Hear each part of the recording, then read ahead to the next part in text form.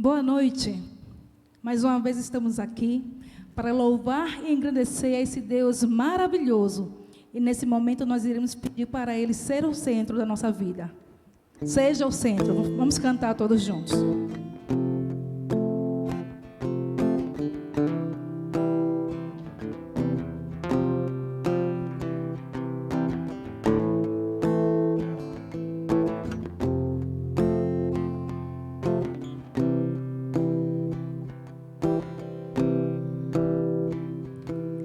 Aquele que em suas mãos detém a força e todo o poder.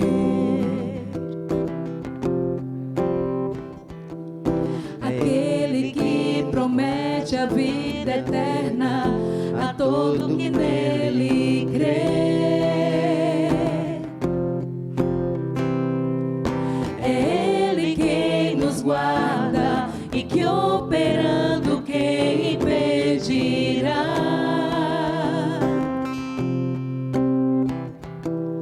Ao guarda de Israel, clamamos, ouça nossa voz aqui. Reine em nós, venha a nós seu reino. Reine em nós, venha a nós sua glória, Deus. Seja o centro, seja tudo a todos nós. Seja o centro, seja tudo a todos nós.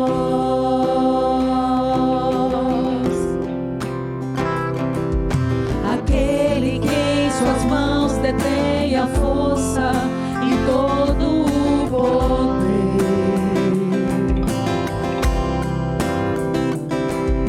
Aquele que promete a vida eterna a todo que nele crê.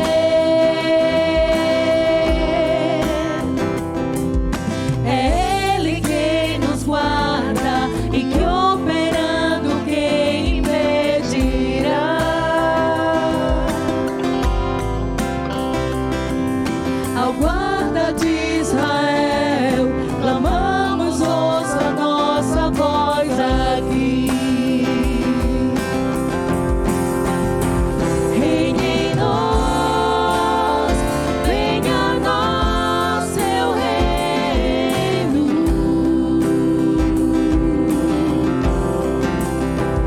Reine em nós, venha a nós sua glória, Deus.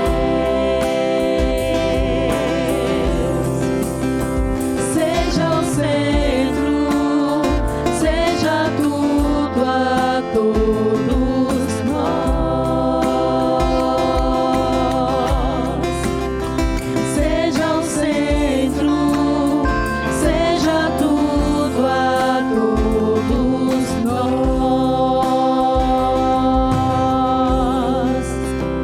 Reine em nós, venha a nós seu reino.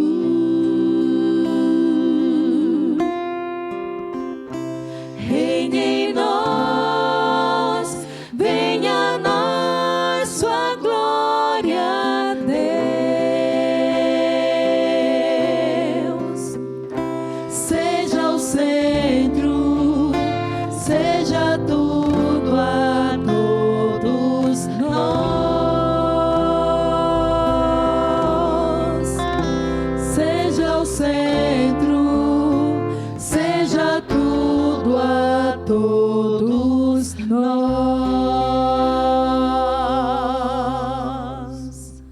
Amém. Que Deus continue sendo o centro de sua vida. Porque quando você coloca Ele na sua vida desse jeito, aí você vai contemplar as promessas de Deus. Porque o nosso Deus é um Deus de promessas.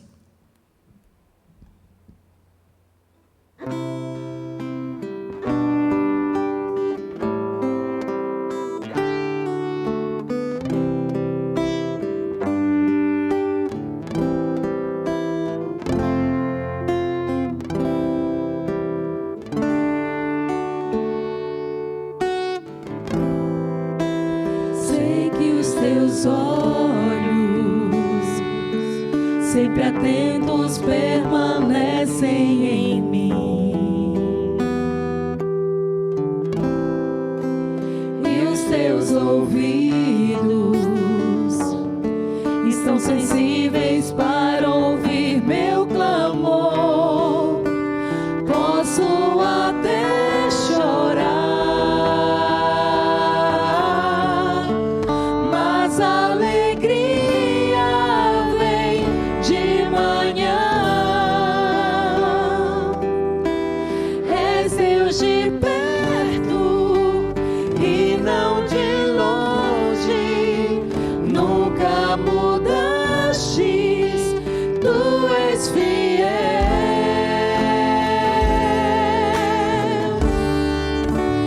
Deus de aliança, Deus de promessas, Deus que não é homem pra mentir. Tudo pode passar, tudo pode mudar, mas sua palavra vai se cumprir.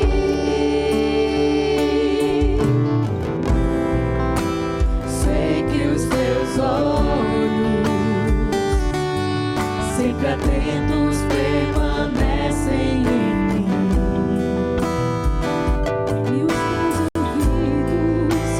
E os teus ouvidos estão sensíveis para ouvir meu clamor.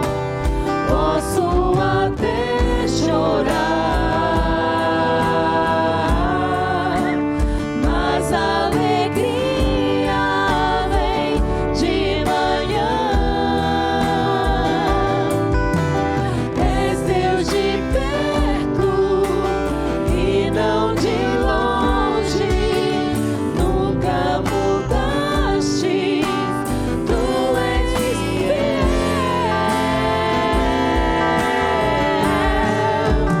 Deus de aliança, Deus de promessas,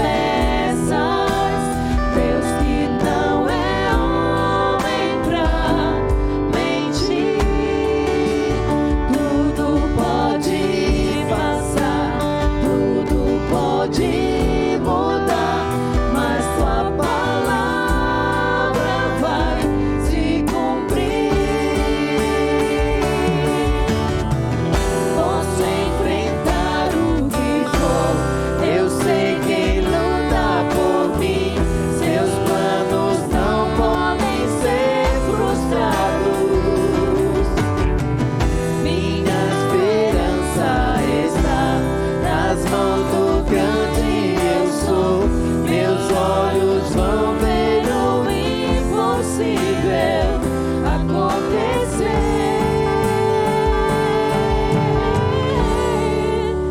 Deus de aliança, Deus de promessas, Deus que não é homem pra mentir.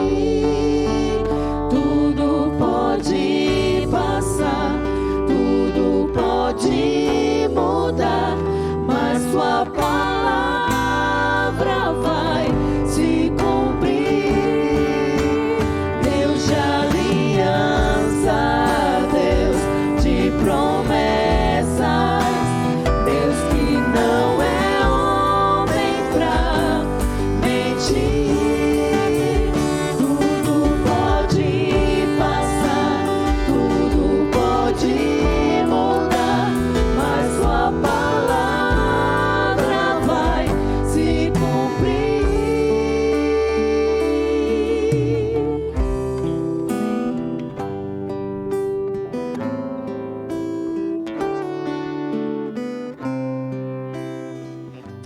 Nosso querido Deus, nós te louvamos pelas suas lindas promessas em nossas vidas e porque sabemos que o Senhor cumpria todas elas e não deixa faltar.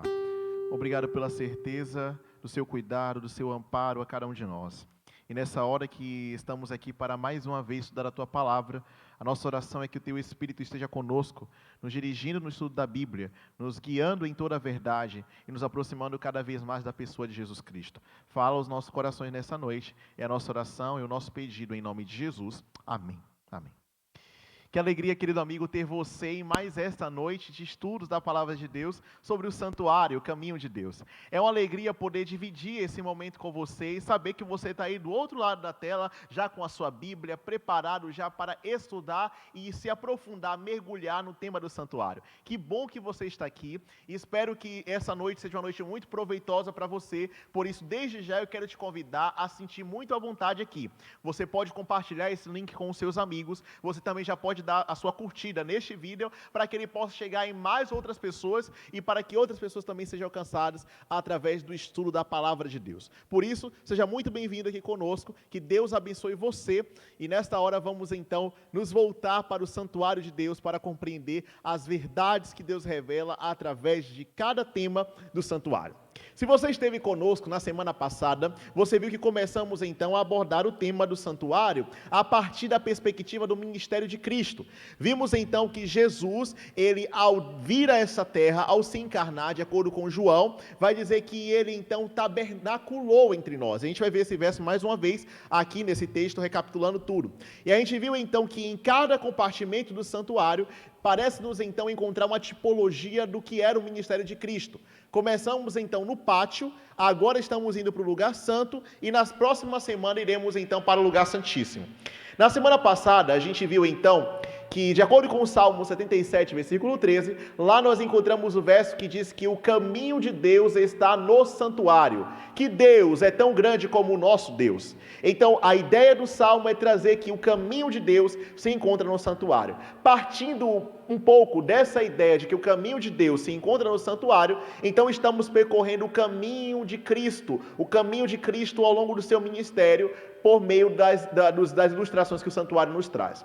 Vimos então que em João capítulo 1, versículo 14, esse verso que eu citei nesse instante, onde diz então que o verbo, Jesus, se fez carne e habitou entre nós. A palavra habitou, que é a palavra grega que aparece aí na sua tela, essa palavra traz a ideia de um tabernacular, de armar a sua tenda, a sua barraca entre a humanidade. É como se isso tivesse uma menção ou uma alusão àquilo que era o santuário no deserto. Jesus então veio e montou a sua barraca entre nós. Ele tabernaculou e ele era cheio de graça e de verdade. Vimos a sua glória como unigênito do Pai. Então, a partir desse verso, começamos então a ver como foi então que Cristo começou o seu ministério, quando foi que ele saiu das barracas ali do povo de Israel, em certo sentido, e entrou então no pátio e cumpriu então o simbolismo que ali estava através dos móveis que ali nós encontramos no pátio. E vimos então através da pia com o símbolo de purificação. A gente talvez entende que dessa maneira, como a pia simbolizava a purificação, o batismo tem essa associação. E por isso poderíamos então pensar que o batismo de Cristo seria então cumprido por meio ali do símbolo da pia. E então ele começa o ministério aos 30 anos de idade, e depois então Jesus ele vai para o altar de sacrifício, aí no altar de sacrifício então ele morre. E segundo o que vimos aqui na semana passada, ele morre aos 33 anos, ou seja, o ministério de Cristo dura apenas 3 anos e meio. E isso você pode perceber com mais detalhes estudando as profecias das 70 semanas, que nós encontramos em Daniel no capítulo 9. E deixa eu te dizer um aviso muito importante. Na semana que vem, nós iremos nos voltar para esta profecia, e você não pode perder, porque nós veremos alguns detalhes delas e veremos como ela está ligada com o assunto do santuário. Então, Cristo, ele é batizado, ele morre ali aos 33 anos, só que algumas pessoas, quando estudam então os evangelhos, estudam a Bíblia, e muitos evangélicos em geral, entendem o ministério de Cristo e entendem que se encerra então depois da morte de Cristo. Jesus morreu, ressuscitou, foi aos céus, mas acabou aí. Só que a gente percebe que a Bíblia, ela nos mostra que a morte de Jesus, apesar de ter sido um fato completo, apesar de ter sido feito tudo ali naquele momento em que ele morre, nós percebemos que Cristo ele ainda não terminou com a gente. Ele ainda não terminou a sua obra ainda continua. E a gente vai ver isso através do estudo de hoje.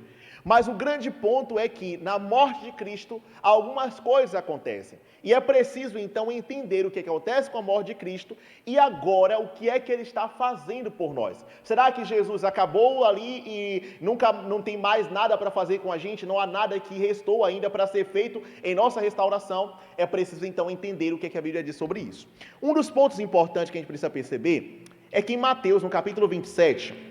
Se você tem a sua Bíblia, abra ela então aí comigo, Mateus capítulo 27, versículo então 51 de Mateus capítulo 27, nós encontramos um detalhe muito importante que o evangelista Mateus vai trazer acerca da morte de Cristo.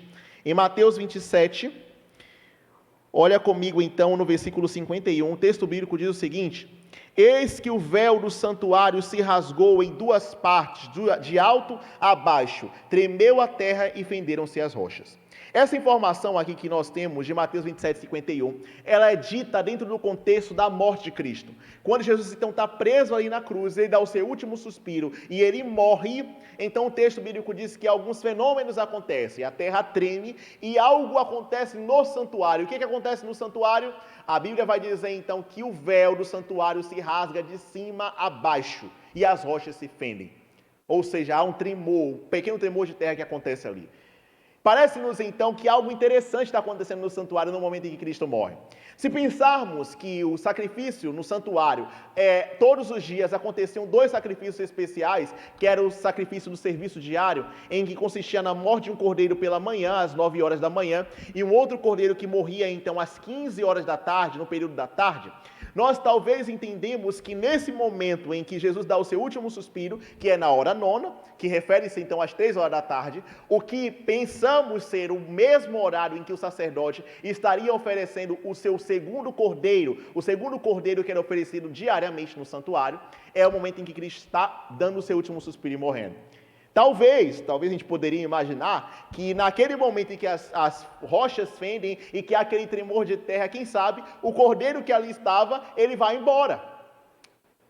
Não é oferecido o cordeiro, mas o cordeiro verdadeiro permanece ali na cruz preso e ele morre por cada um de nós. Só que um ponto importante que a gente precisa destacar, e esse a gente pode ter uma base escriturística no que a gente está dizendo aqui, é que o texto vai dizer que na morte de Cristo, o santuário, lá no santuário, o véu, se você lembra comigo que a gente estudou aqui como é que o santuário, a tenda, era então dividida, a gente vai perceber que existia um véu que dividia o lugar santo do Santíssimo. E esse véu não deveria ser ultrapassado, senão uma vez ao ano pelo sumo sacerdote, porque aquele que atravessasse o véu inadvertidamente, ele poderia então morrer, ser consumido, porque era ali aonde Deus habitava.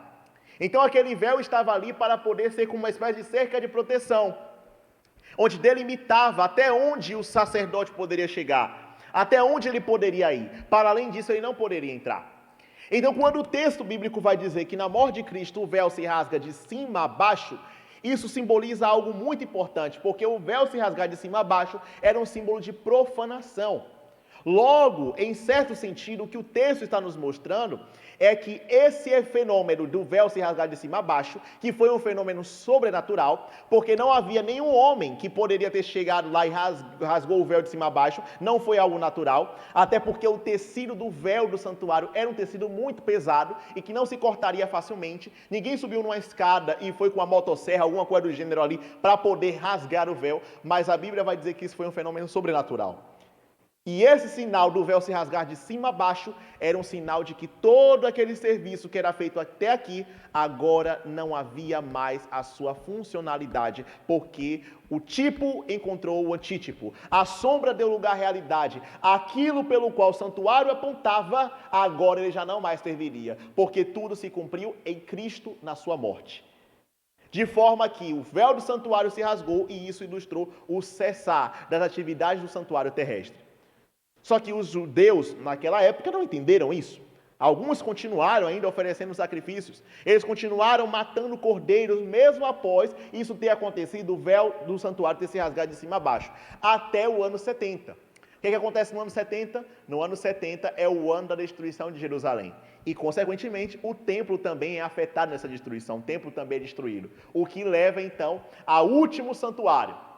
Ao último momento, então, na história dessa terra em que houve um santuário e que as pessoas, então, faziam uso desses serviços para poder ter então aquilo cumprido em suas histórias ali do Antigo Testamento. Então, no ano 70, o santuário então perde então a sua funcionalidade, uma vez que agora o Tito tinha vindo e destruído todo Jerusalém e não tínhamos mais santuário.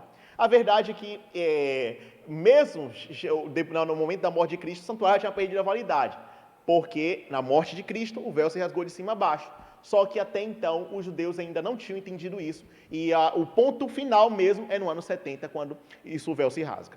Só que o grande ponto então, amigos, é que o véu do santuário se rasgou, o santuário terrestre deixa de ter a sua funcionalidade, perdeu então ali o seu significado até aquele momento, porque tudo se cumpre em Cristo. Só que agora?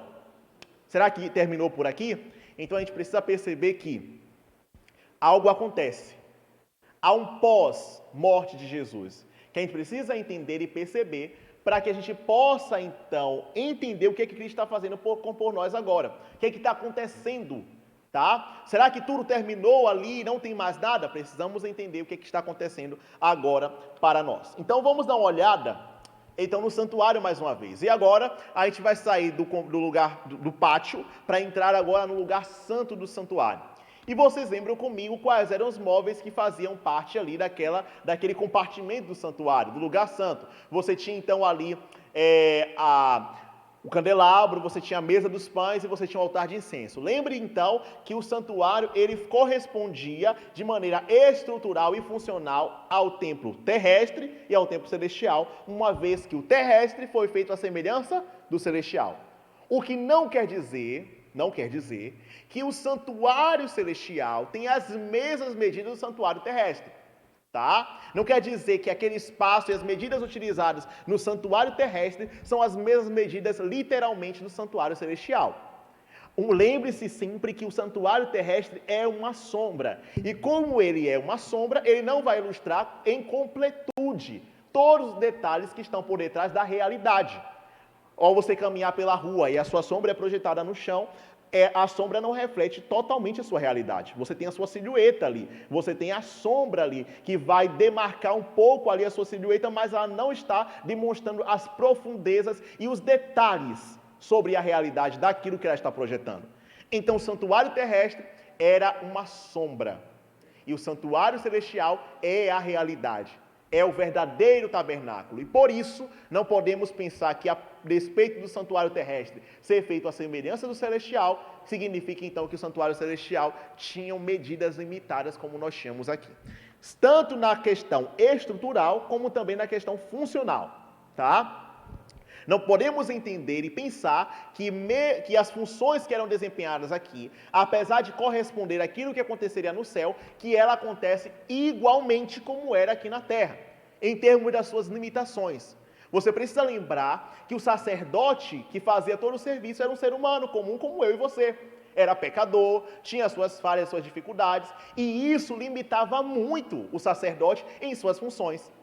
Até mesmo o fato dele estar diante da presença de Deus, ir à presença de Deus sem precisar de estar diante do véu, o que limitava ele, tinha suas limitações. Então você não deve pensar também que isso acontece no santuário celestial, e a gente vai ver isso mais claramente no nosso estudo de hoje. Vamos avançar. Então, ao olharmos então para o texto bíblico, entenderemos que os móveis que fazem parte do lugar santo, ele também se encontra lá no santuário celestial.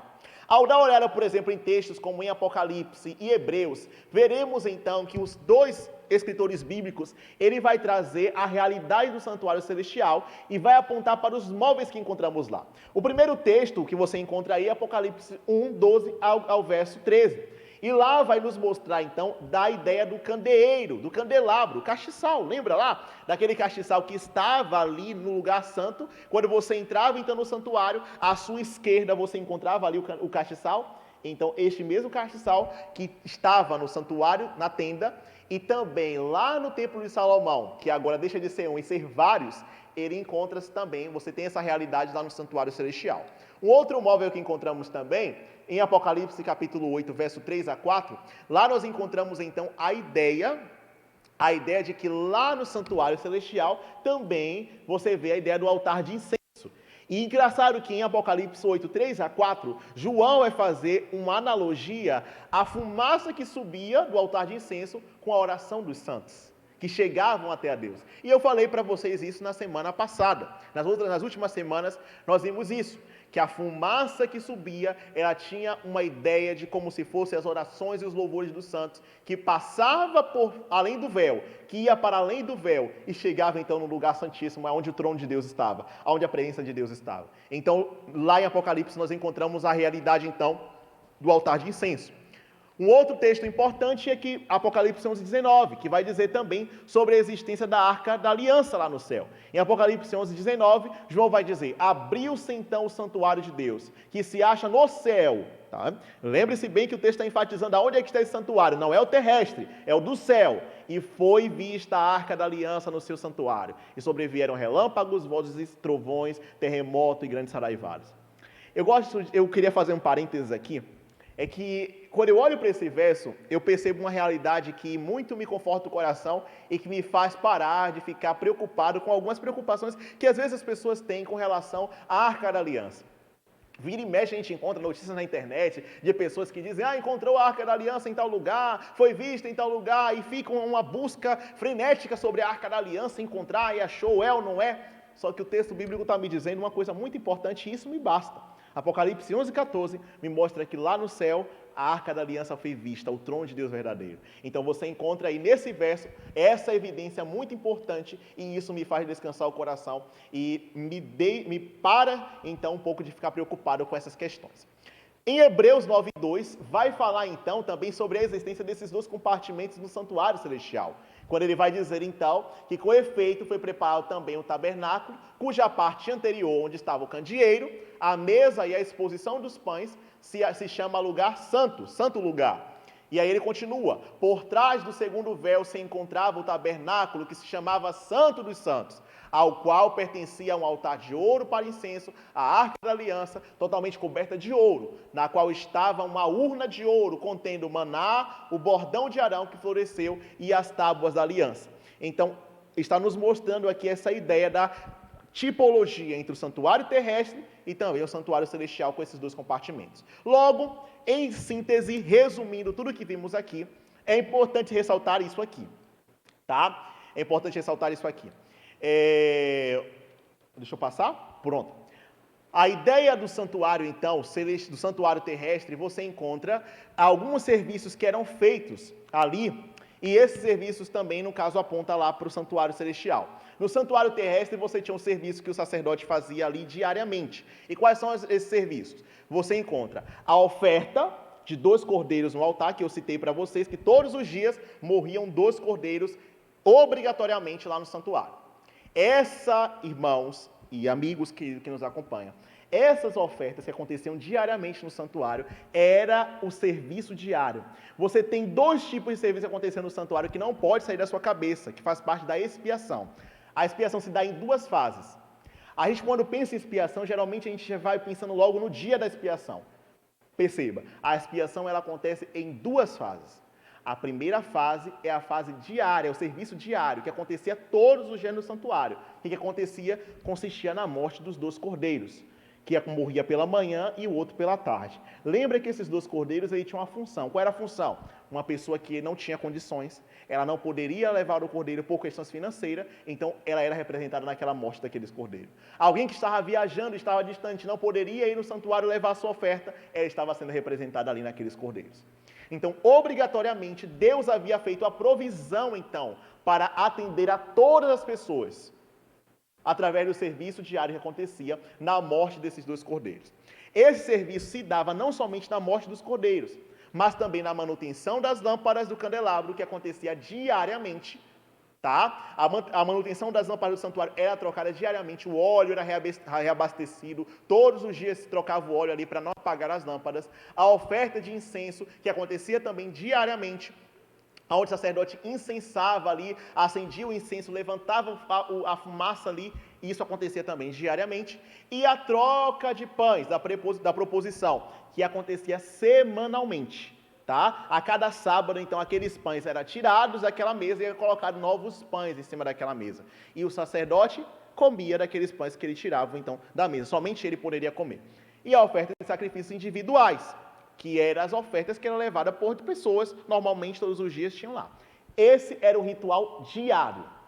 Todos os dias isso acontecia no santuário terrestre. Era a primeira fase da expiação. E o que ela consiste? É o pecador trazendo a sua oferta.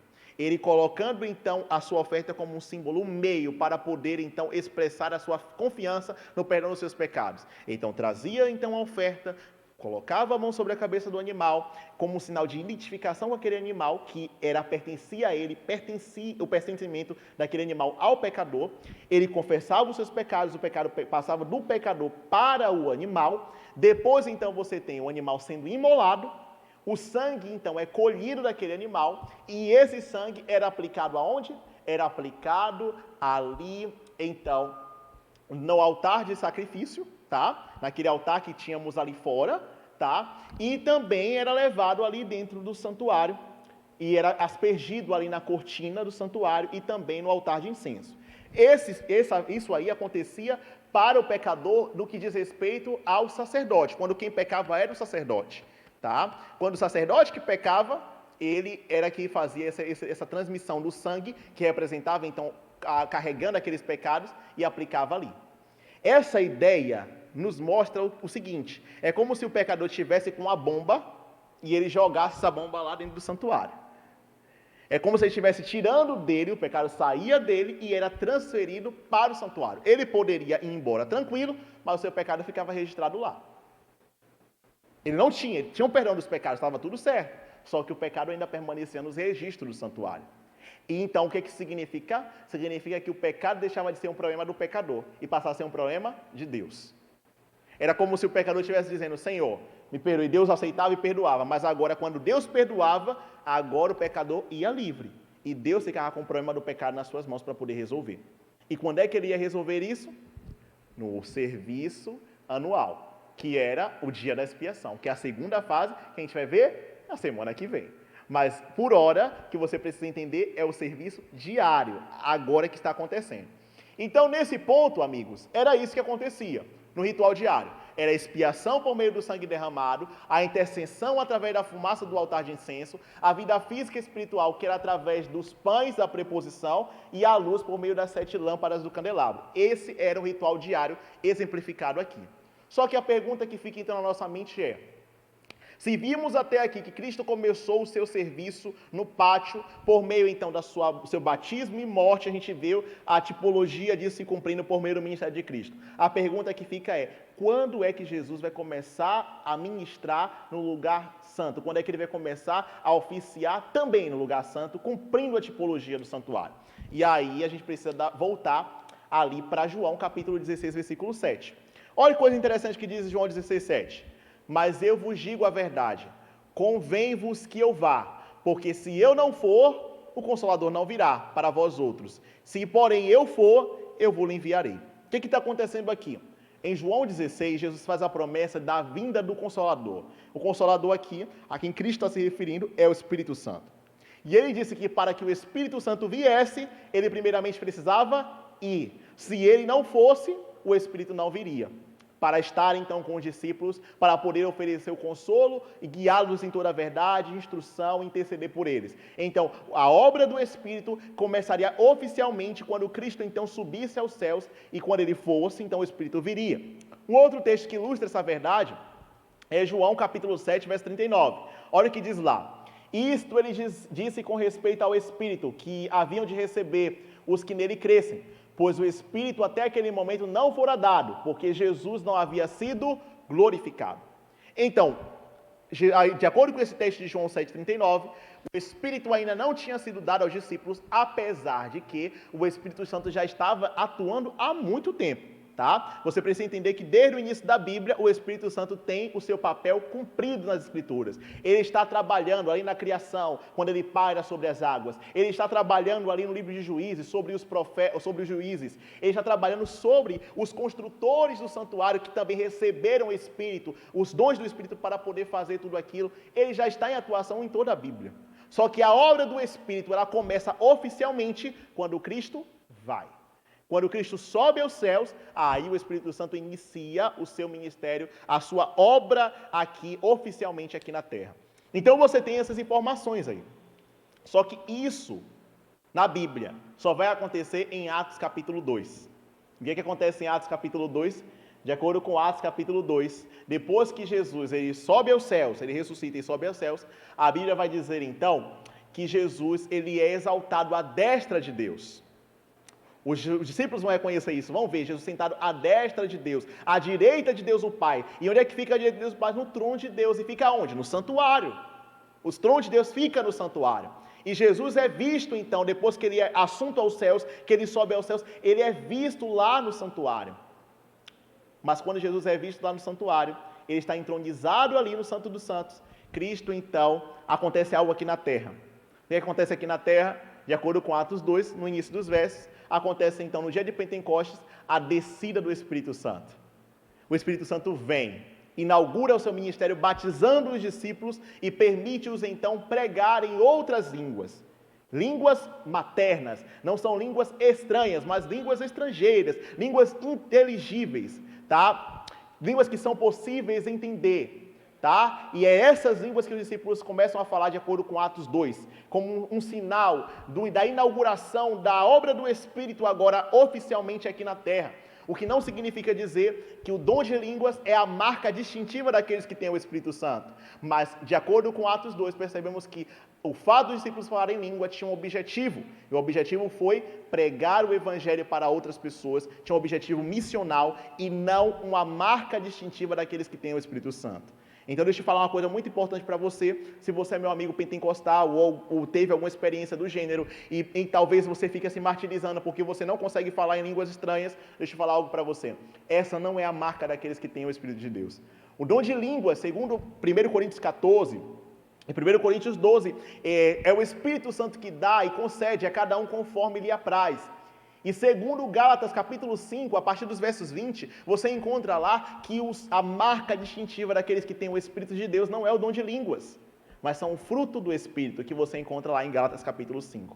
Por isso, não fique se martirizando, quem sabe porque você não consegue falar em línguas estranhas. Perceba, a Bíblia diz que o Espírito Santo dá os dons conforme lhe apraz. E se você quiser entender um pouco mais sobre esse assunto, nós estamos disponíveis para poder esclarecer alguma dúvida que você tenha acerca desse tema.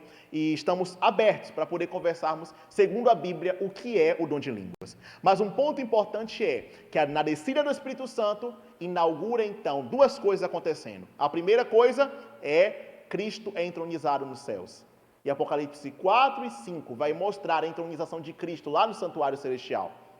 E segundo o que acontece aqui na terra, o Espírito Santo vem e enche os discípulos de poder. Eles pregam com autoridade e com poder e converte muitas pessoas ali. Isso nos mostra aquilo que vimos aqui algumas semanas atrás, entre a festa das primícias, que mostra então na ressurreição de Cristo, porque a festa das primícias representava a ressurreição de Cristo, até o Pentecostes, que é o momento em que os discípulos recebem ali o Espírito. Entre a festa das primícias e a festa de Pentecostes se passaram então 50 dias. 50 dias depois da ressurreição de Cristo, então o que acontece?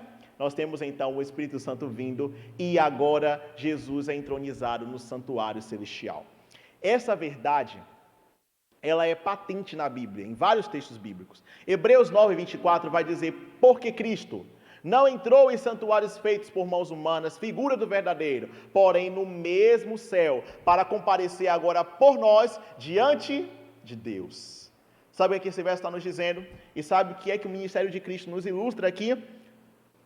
Nos ilustra que Cristo agora, depois que ele subiu aos céus, ele assumiu então a sua função agora no santuário celestial, o que significa dizer que ele continua o seu trabalho conosco. A morte de Cristo na cruz, ela foi completa. A expiação na cruz foi completa quando Cristo diz está consumado. Mas ela não terminou na cruz. A cruz inaugurou, a cruz fez todo o serviço ali completo. Mas agora, após a cruz, após a sua morte e também a sua ressurreição, Cristo, ele vai aplicar os benefícios da cruz na vida dos seus filhos. Jesus ainda não terminou conosco. Porque a expiação ela é relacional. A obra de Deus é reconciliar o homem com Deus. E enquanto isso não acontecer completamente, a expiação ainda continuará.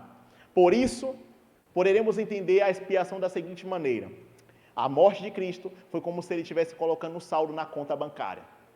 Foi como se ele estivesse agora colocando o saldo na sua conta, colocando o saldo ali na conta que era necessário, o seu sangue.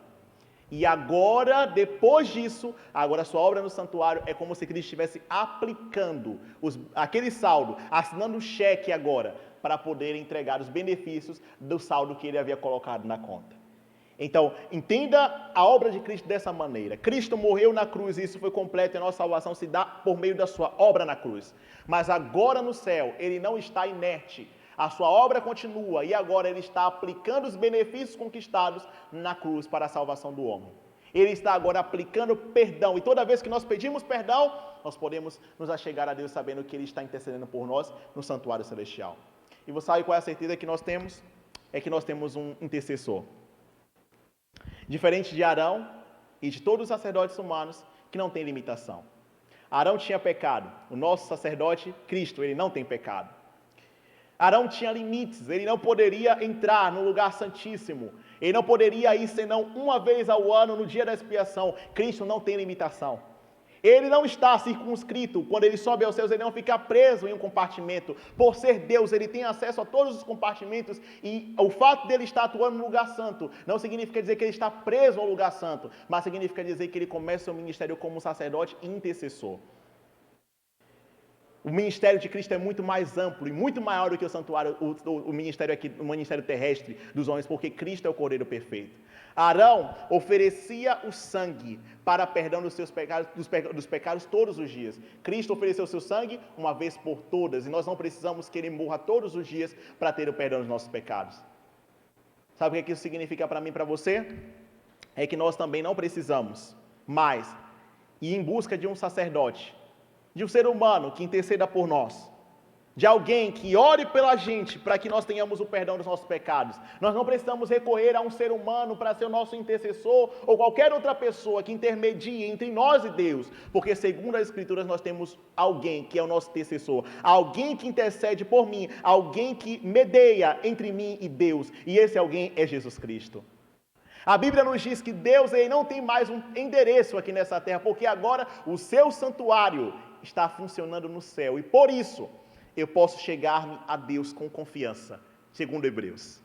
Hebreus nos ensina isso. Hebreus diz, você pode agora se aproximar com confiança, com ousadia, porque nós temos agora um sacerdote, não como ser humano que não possa compadecer de nós, mas Jesus, que viveu aqui sem pecados, ele se compadece de nós, e ele é quem intercede por mim e por você no santuário celestial. Por isso, meu amigo, você não precisa mais levar sacrifícios, para trazer sacrifícios e matar cordeiros, porque isso foi completo em Cristo. Sabe qual é o sacrifício hoje? Sabe o que talvez seria e simboliza o sacrifício que era feito no passado e que hoje pode ter essa noção hoje? Te digo, a oração. A oração, ela hoje é como se fosse o sacrifício que acontecia lá no passado. Por quê? Em que sentido? Porque na oração, quando nós oramos, nós temos então acesso direto a Deus. E o fazemos por meio dos méritos e acompanhamento agora de um sacerdote verdadeiro, que é Cristo. E fazemos por meio do seu sangue. E quando a gente faz confiadamente e terminamos a nossa oração sempre quando dizemos em nome de Jesus. A oração é o que nos dá esse acesso. Ela é que nos abre esse caminho em direção a Deus, para termos contato com Cristo, e agora nós podemos ter acesso direto, sem interrupções e sem burocracia. Nós podemos ir diretamente a Deus, porque temos um sacerdote, nós temos alguém que intercede por nós, nós temos Cristo, o nosso sacerdote que pede, que intercede por cada um de nós. Por isso, meu amigo, essa é a certeza do santuário celestial. Essa é a verdade do santuário que você não pode esquecer. Cristo, ele está intercedendo por mim e por você no santuário. E a pergunta de hoje é: não quer você hoje confiar a sua vida nas mãos desse advogado, desse intercessor? Não quer você hoje confiar na obra de Cristo por você, hoje no santuário celestial? Hoje é dia de entregar a sua vida nas mãos de Jesus. E pedir que ele interceda por você, que ele seja o seu advogado, de acordo com 1 João capítulo 2, versículo 1, que ele possa ser o seu advogado hoje, Porque é assim que diz o texto bíblico. Filhinhos, não vos escrevo para que não pequeis, mas se porventura pecar, lembre-se, você tem um advogado junto ao Pai, Jesus Cristo justo. Ele é o nosso advogado, Ele é o nosso intercessor, Ele é o nosso mediador. E por isso, você pode confiar as suas vidas nas mãos dEle, pedindo que Ele possa interceder por você nesse dia. Não quer você fazer isso? Então nessa hora você vai ter essa oportunidade. Enquanto você vai ouvir essa canção que vai ser cantada agora, você pode tomar a sua decisão. Coloca aí no chat. Eu quero que Jesus seja o meu advogado. Eu quero que Jesus seja o meu intercessor. E a gente quer orar por você. Coloca aí no chat. Eu quero que Jesus seja o meu advogado. Ou eu quero que Ele seja o meu intercessor. Enquanto você ouve essa canção, toma a sua decisão. E eu quero orar com você e por você.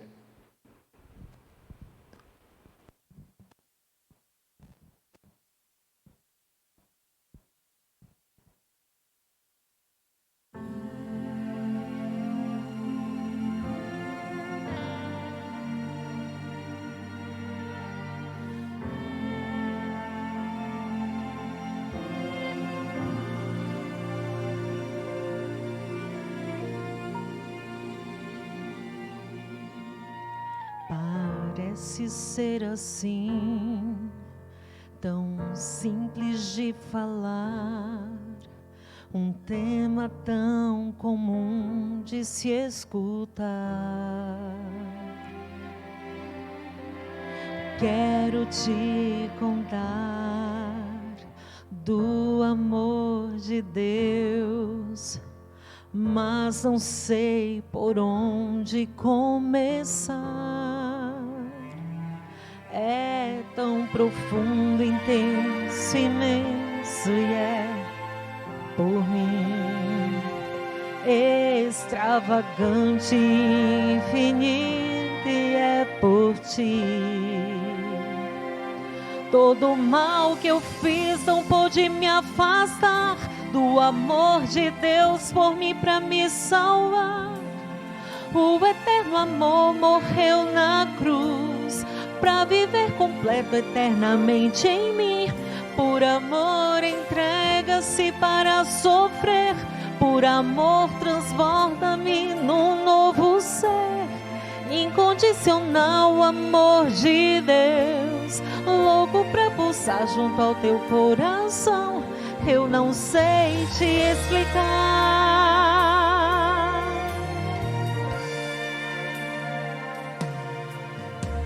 Canções que já cantei, poemas que já li, e as tentativas que eu já vi não vão compreender, não sabem descrever o amor que Ele é e tem por mim. Quem dá a vida pra morrer em meu lugar tem um amor inexplicável a me amar. Todo o mal que eu fiz não pôde me afastar do amor de Deus por mim pra me salvar. O eterno amor morreu na cruz pra viver completo eternamente em mim. Por amor entrega-se para sofrer, por amor transforma-me num novo ser. Incondicional amor de Deus, louco pra pulsar junto ao teu coração. Eu não sei te explicar. E de tal maneira, pelo amor Ele me dá.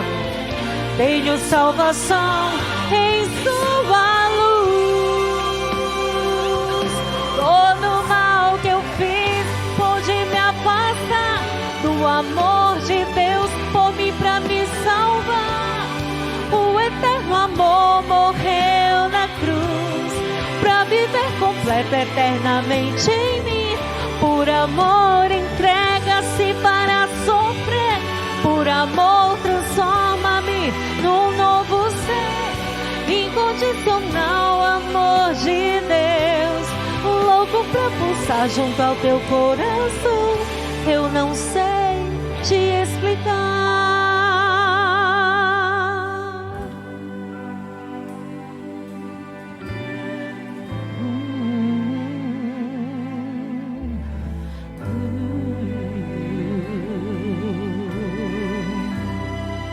Eu não sei explicar. Amém.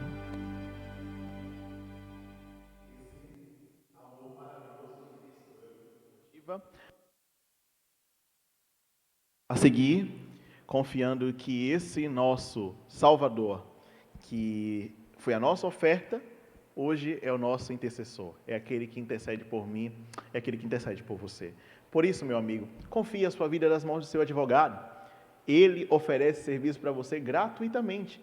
Basta apenas entregar a sua vida nas mãos dele. Com certeza, ele estará intercedendo, sendo seu mediador entre Deus e nós. Ele será, então, aquele que vai advogar, vai defender, vai mediar, vai ser aquele que vai pleitear por nós, porque Ele é o nosso intercessor, Ele é o nosso advogado diante de Deus. Por isso, meu amigo, descanse teu coração nas mãos desse advogado. Descanse o teu coração nas mãos dele, porque com certeza o Pai, o Filho e o Espírito Santo estão envolvidos nesse ministério e nessa obra. E todos eles estão trabalhando pela sua salvação e pela minha salvação. E o santuário nos revela isso. O santuário esclarece essas verdades para nós. Quero convidar você então, que já tomou a sua decisão, a neste momento fechar os seus olhos e juntos vamos fazer uma oração. Querido Pai, nossa gratidão ao Senhor pela certeza de que Cristo é o nosso intercessor. Ele é o nosso advogado. Obrigado porque hoje temos acesso direto ao Pai.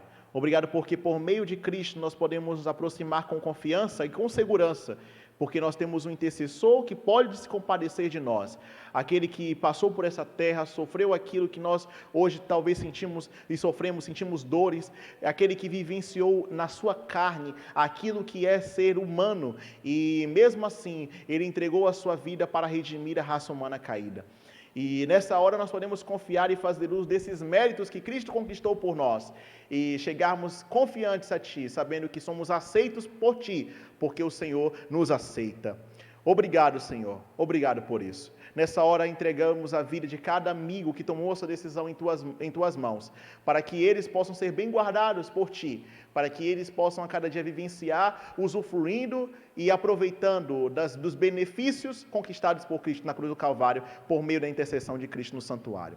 Abençoe a cada amigo e cada família aqui representada, é a nossa oração e nosso pedido em nome de Jesus. Amém. Amém. Amigo, foi muito bom estar com você nessa noite. Nós aguardamos você na próxima semana para continuarmos então o nosso estudo sobre o santuário de Deus. Deus abençoe você.